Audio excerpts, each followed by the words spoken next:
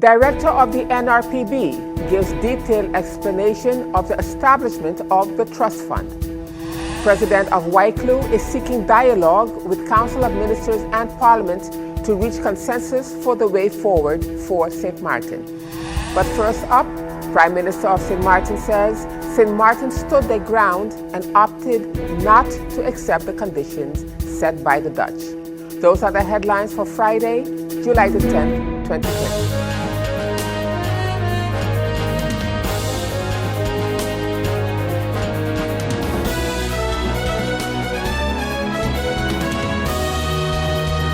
This is SXM Daily News, and I'm Valerie Van Putten. Thank you so much for joining me this evening.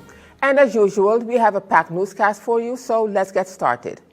In our first story, the countries in the Dutch Kingdom have had their fair share of disagreements. But the arguments that now exist between the governments in The Hague and the governments of Aruba, St. Martin, and Curaçao is one of a different nature.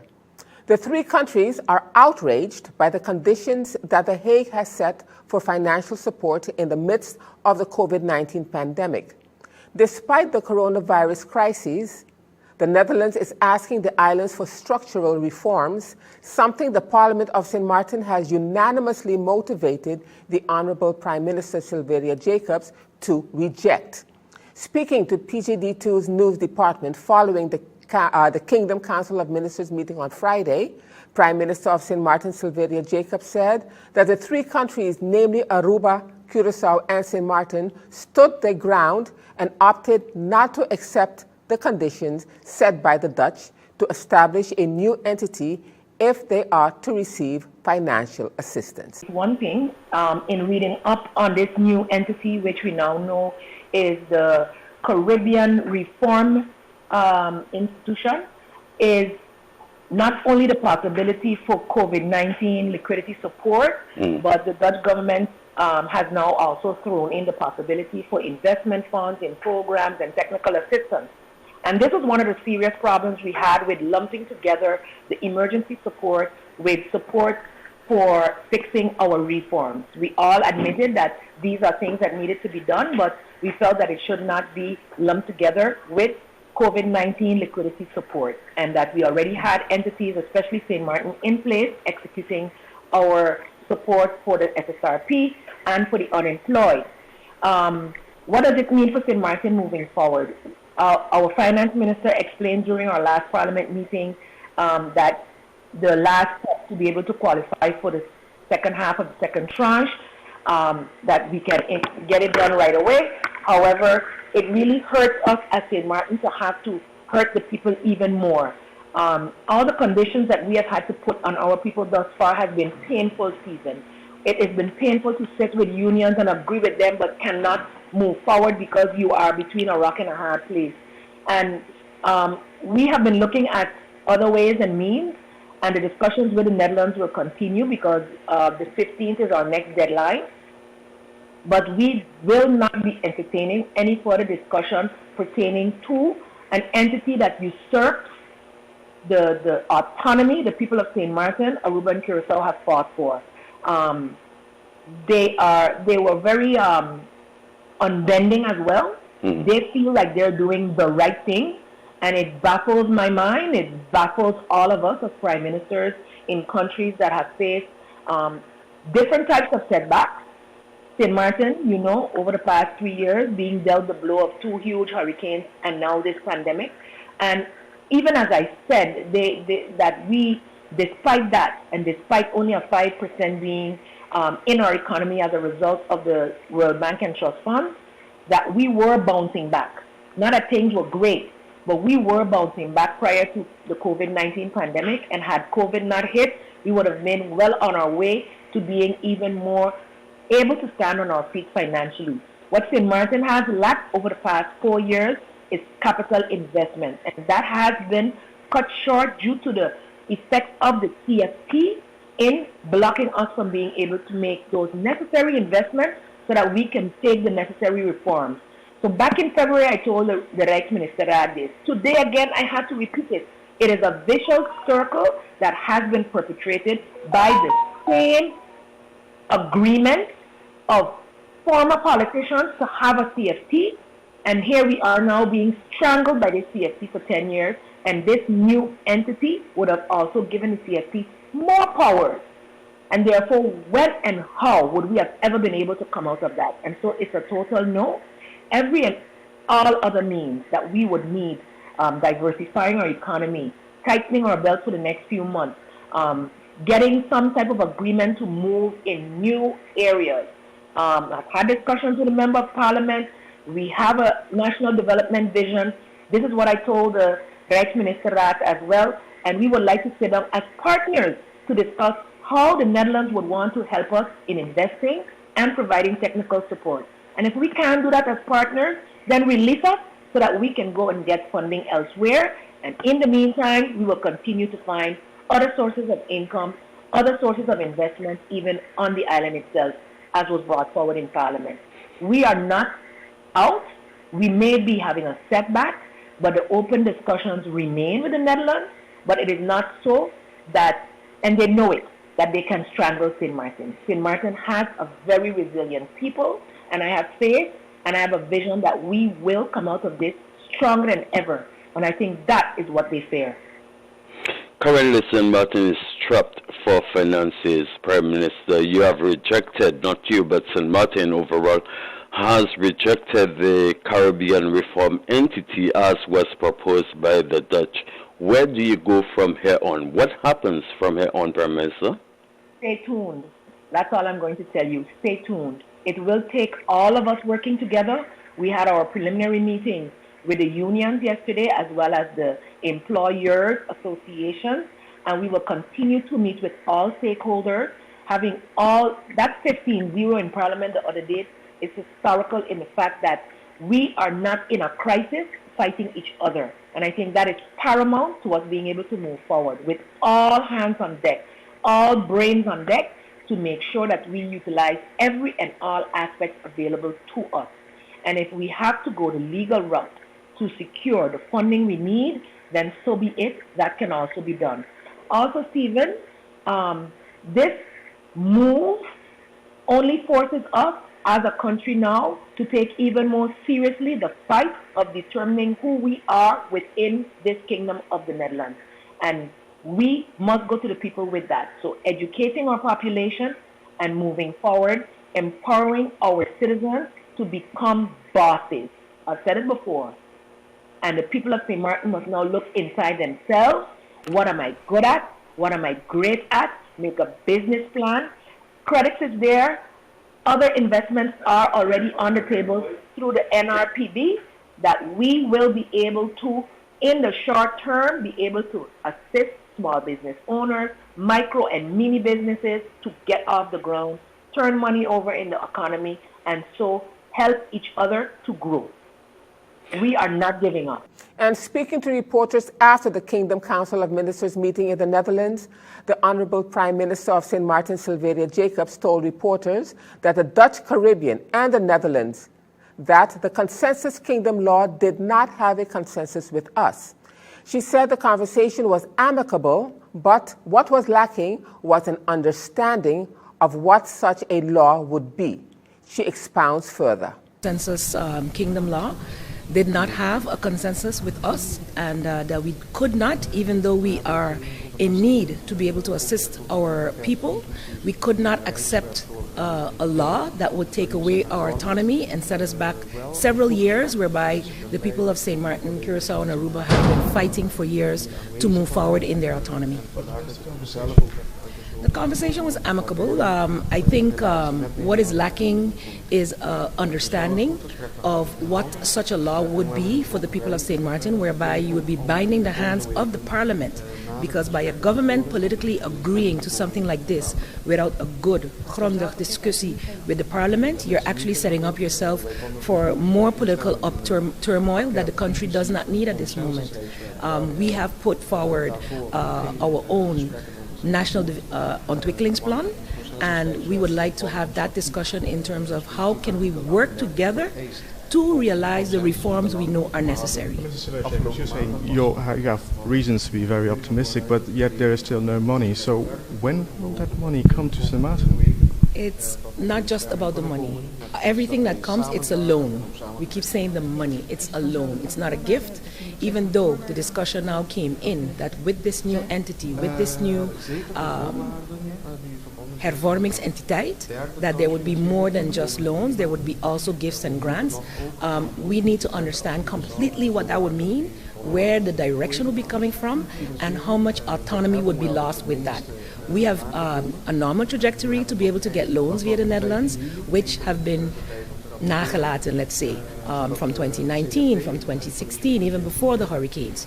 So those loans have not been received and are now off the table. We have to reapply for those loans, regular loans within your budget. This is now a crisis. And I think it is not a good idea to use a crisis to be able to take more bestuurlijke controle of a country that has already an agreement with you as to how autonomous they are.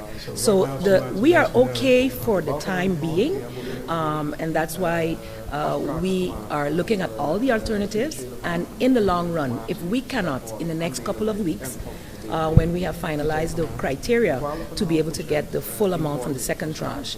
If we cannot have an agreement with the Netherlands by then, we are already full head with our plans on our plan B, C, and D. We are a resilient country. We might be small, but we are so strategically placed that St. Martin will survive. We will be a multi-pillar economy by the strength of our people. And if we have to be a little tighter in our belts for the next few months to do that, we will do that.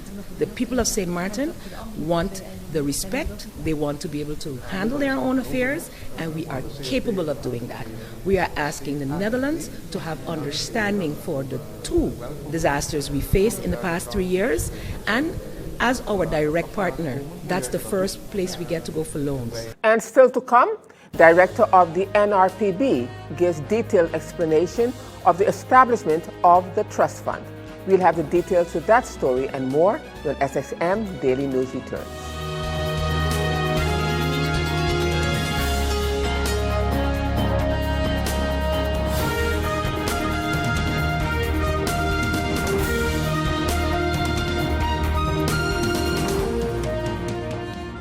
GEBE has been faithfully serving the communities of St. Martin, powering your home and our economy.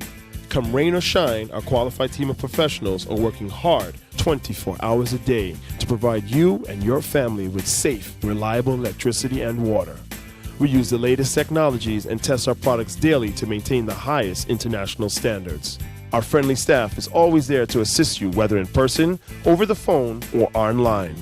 We are committed to constantly improving our products and services, making them more efficient, effective, and environmentally friendly to serve you better today and our next generation of clients tomorrow. GEBE, powering a brighter future. Our friend Megawati is here with tips to save you energy. 1. Turn your airco temperature up. 2. Use a ceiling fan instead. 3. Buy energy-saving products. Save some green with NVGEBE. And as we continue now with more news, member of the AntiPoverty Platform and the St. Martin Consumers Coalition, Mrs. Claire Elshot, speaking at their weekly press briefing on Friday, July the 10th, 2020, says that the United Unions have requested a dialogue with the Council of Ministers and with Parliament of St. Martin to reach a consensus for the way forward for St. Martin regarding the status of the workers' rights and the human rights that are still not realized. A dialogue with the Council of Ministers and with Parliament of St. Martin to reach to a consensus on the way forward with St. Martin. The status of the workers' rights and the human rights of them and their households are still not fully realized. The unions, with support of the AntiPoverty Platform, are championing for the people of St. Martin to get an equal social protection floor. As in the Netherlands, minimum wages should be living wages, social pensions and social allowances should not be poverty income, but should be at least equal to the ones in the Netherlands. The Council of Ministers, in all their press conferences up to now, did not explain which targets and objectives they want for our people to achieve. As Anti-Poverty Platform, we have been very consistent in our demand to eradicate the poverty and to get the human rights of the people in the more than 13,000 poor and needy households respected on an equal footing in the kingdom. Now the Council of Ministers is asking the support of the unions in the fight and discussions they have with the Dutch government. Statements of individual ministers of the Council of Ministers are, we are together in this. It is not the Council of Ministers against the unions. That has to create the impression with the general public that the Anti-Poverty Platform, the unions, and the government are on the same page. We will be on one page when we have a signed Memorandum of Understanding, MOU, with the Council of Ministers and Parliament. We presented 10 issues to the Council of Ministers yesterday based on the Declaration on the Rights to Development. The right to development is a human right which counts for each individual as well as our people since 1986, when it was codified by the United Nations and signed by the Kingdom of the Netherlands. The rights to development includes the full realization of all civil, political, economic, social, and cultural rights. What is the status of these rights to development of the people of St. Martin today, 34 years after the signing of this United Nations Declaration? What is the status of the realization of the civil and political rights as well as the economic, social, and cultural rights of our people in the Kingdom of the Netherlands, since these rights have been ratified 41 years ago by the Kingdom of the Netherlands in 1979. And as we continue now with more news, with so many projects still in progress, Director of the National Recovery Program Bureau, the NRPB, Mr. Claret Connor, gave our news department an explanation of how the trust fund came about and where they are right now. Actually, the trust fund was established by the government of the Netherlands in 2018 to address, 2017, right after the hurricane, to address three aspects. One is the recovery, the emergency recovery of the country. Two, it was to improve the pre-Irma, pre-hurricane situation of the country. And four, it was to protect and build in resilience for the social protection and fabric of the country, and also the national security that protects that social fabric.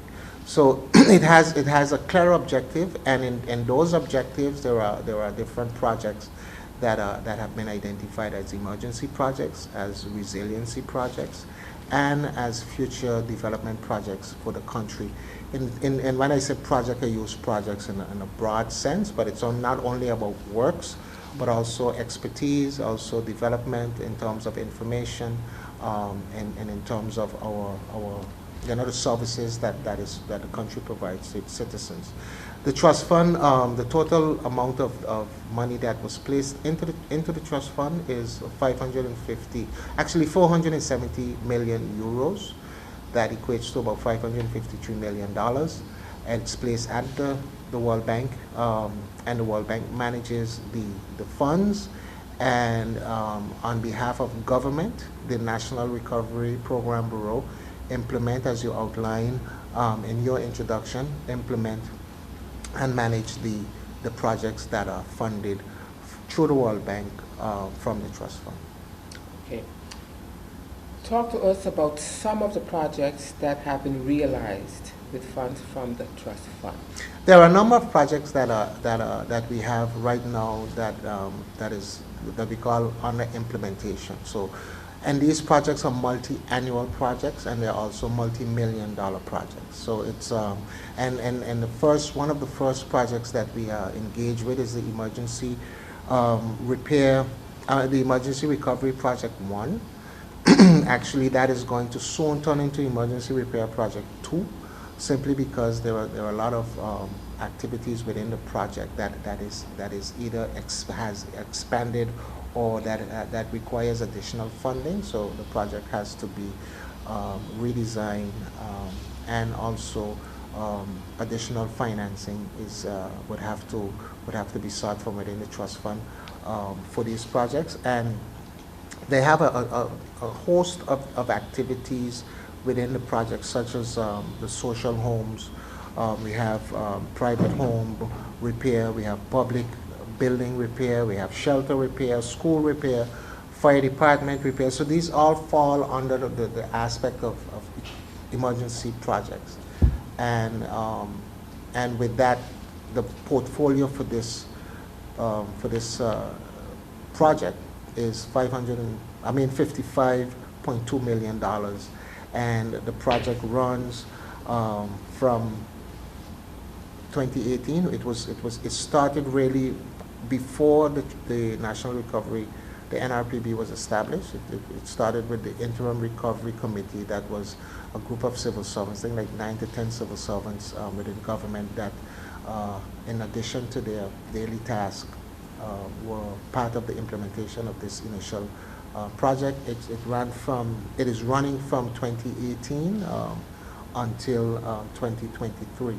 We have been able to assist individuals with private home repair, so changing roofs, improving roof repair, roof installation. We have assisted the Samaritan Housing Development Foundation with a retroactive payment from the initial repairs of the hurricane. And also we have paid for repairs to some of the units that they have over there, and we are continuing with repairs to two of the apartment buildings that they have. I think it's about 64 apartments per building that we are busy with in terms of the repairs and the renovations of the building. We have we've procured 3 fire trucks for the country. They're being built right now to the tune of $2.1 million for the 3 fire trucks. We have purchased fire equipment, radio equipment for the fire department, uniform, the suits, the breathing apparatus, a lot of, and these are small purchases, yet very costly when you think about it in terms of the cost of the item and what it meant for the country and its people. We've also purchased bulldozers and front loaders and trucks and different types of equipment for the Ministry of Romi to assist with the management of the dump, the municipal waste site. We are and that is part of the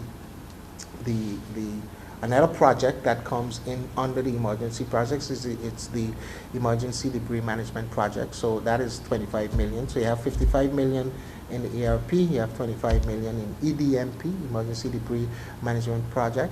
And that project is also to assist with the cleaning up of the lagoon, removing of the shipwrecks from the lagoon and the shorelines, and also implementing a proper daily management at the waste site that the island so desperately needs. And we will have more of the NRPB Director, Claret Connor, in Monday's edition of SXM Daily News.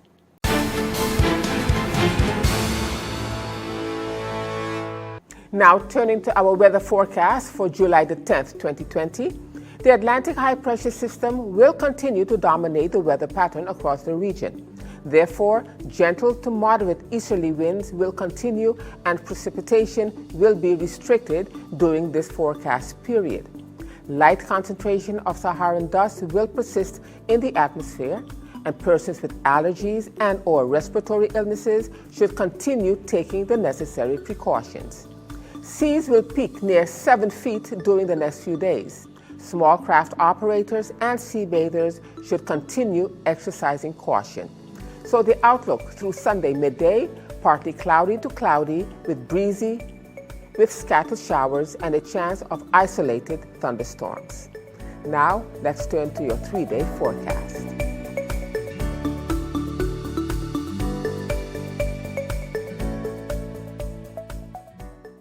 And still to come, Minister of Justice receives updates on function books. We'll have the details to that story and more when SXM Daily News returns.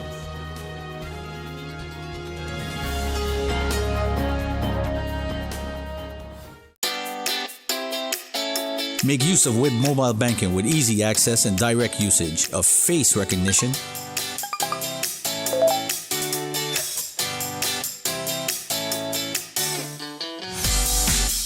PIN code,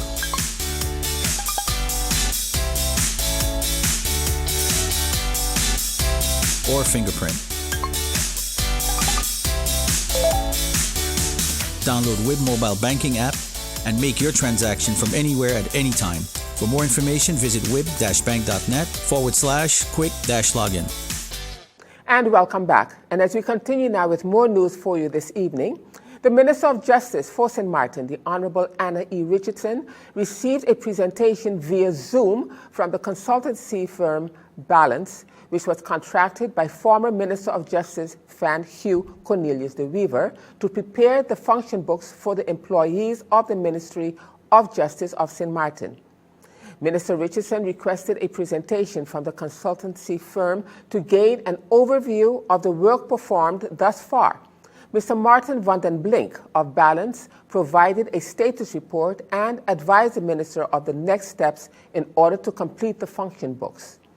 The process to have the function books completed before ratification involves a 3-step process, beginning with the first phase, which is the job descriptions according to the list of functions in the function book. The first phase, which took approximately 1 year, has been completed. The second phase, the evaluating of job descriptions with the assigned salary scale, will be done by a work group comprising of persons from the Ministry of Justice and the Ministry of General Affairs.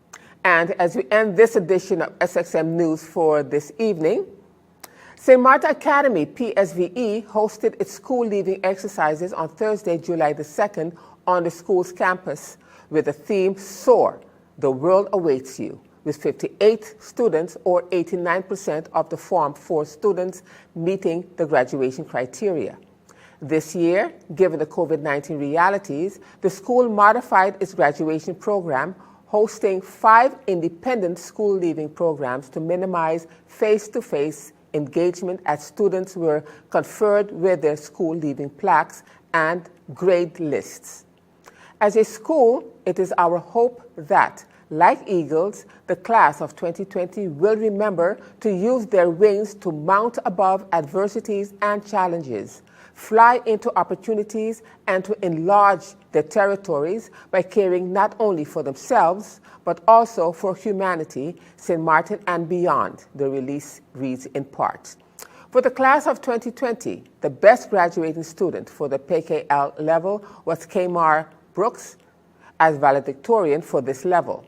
Kamar Brooks graduated as the top student for economics, Dutch, and mathematics. For the PBL level, the best graduating student was Charlita Messidor, who graduated as valedictorian for her level, and for economics, administration, and commerce, English, and mathematics. And with that, viewers, we've come to the end of this edition of SXM Daily News for this evening. I am Valerie Van Putten. Just a reminder that this and other programs are available online. Simply log on to stmartinmediacenter.com for viewing. And on behalf of the SXM Daily News team, we thank you for watching and plan on meeting you right back here again on Monday. Do enjoy a safe weekend.